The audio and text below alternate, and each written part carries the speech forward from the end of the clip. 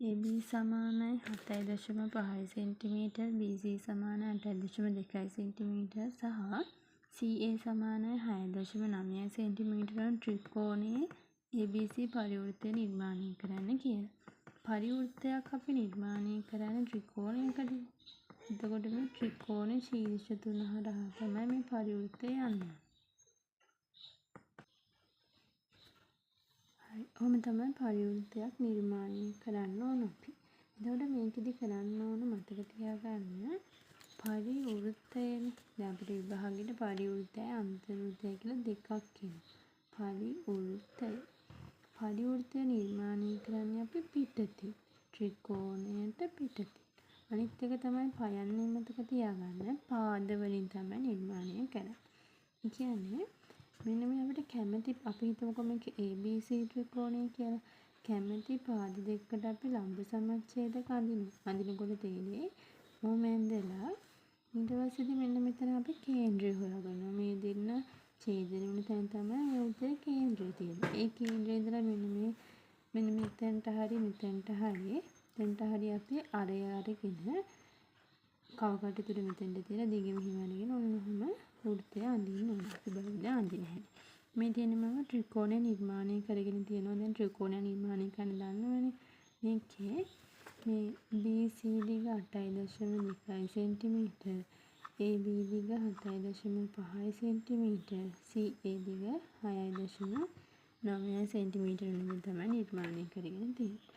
දැන් අපි කරන්න ඕනේ ඉස්සර වෙලාම පාද දෙකක ලම්බ සමච්ඡේදය ඇඳ ගන්න.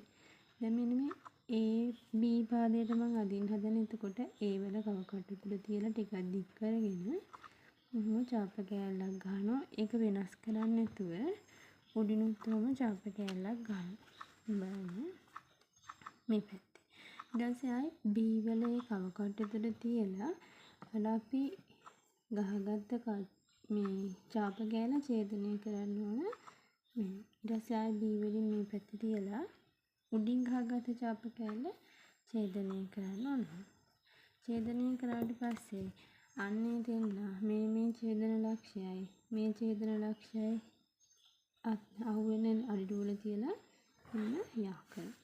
හරි එක පාදයක් අපිට මේ තියෙන්නේ AB පාදයට අඳපු ලම්බ සමච්ඡේදයක. ඊළඟට අපි අඳිමු BC පාදයට.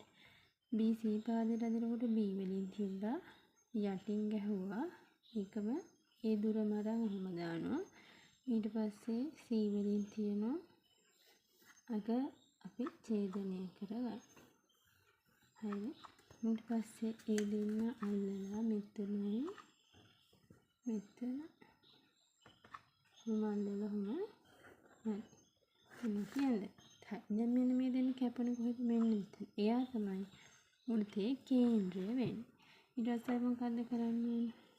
මෙන්න මෙතන ඉඳලා මෙන්න මේ B ලක්ෂයට අපි කවකට මැන ගන්න. මැනගෙන ඔක කොහොම රවුමට අරගෙන යන්න. මොන B මැනගත්තා වටේට අනිත්. හරියටම ඔය BABC හරහා යනවා.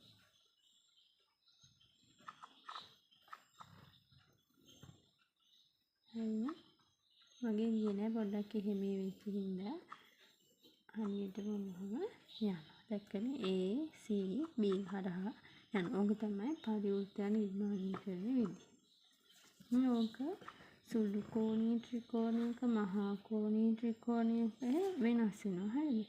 ඍජු කෝණීය ත්‍රිකෝණයක ඒ වගේ ත්‍රිකෝණ අනුව වෙනස් වෙනවා. දැන් මේ අපි යන්නේ මේ සුළු කෝණීය ත්‍රිකෝණයනේ. කියන්නේ දැන් බලන්න මේ කෝණේ අංශක 90ට වඩා අඩුයි කියලා පේනවනේ. මේකත් 90ට වඩා අඩුයි. මේකත් 90ට වඩා අඩුයි. එතකොට මේවට අපි කියනවා සුළු කෝණීය ත්‍රිකෝණය.